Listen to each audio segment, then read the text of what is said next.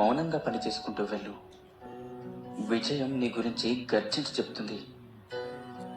మరణం వచ్చేదాకా సమాధానం దొరకని ఒకే ఒక ప్రశ్న, ఎవరిని నమ్మాలి అని.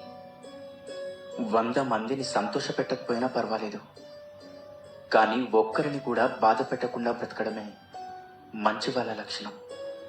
ఓడిపోవడం అంటే కోల్పోవడం కాదు, నీకు తెలియని దానిని వెతుక్కోవడం.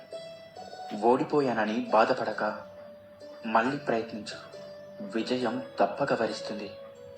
ఇతరులను బాధ పెట్టడం నీటిలో రాయి వేసినంత సులువు, వారిని తిరిగి మామూలు స్థితికి తేవడం ఆ రాయిని వెతికి తీసుకొచ్చేంత కష్టం.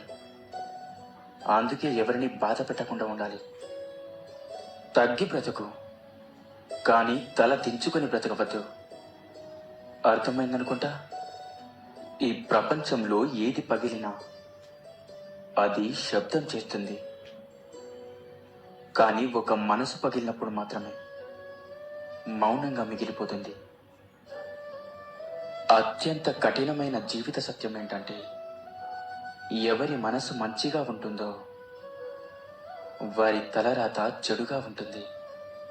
గెలుస్తా అనే నమ్మకాన్ని మోసుకుంటూ వెళ్ళేవాడికి దూరం ఎంతైనా కానీ అంతగా భారం అనిపించదు. పరిగెత్తుదామనుకున్న ప్రతిసారి ఏదో ఒకటి నిన్ను వెనక్కి లాగుతుందంటే అది మరో రూపంలో ఉన్న నీ బలహీనత అయి ఉంటుంది.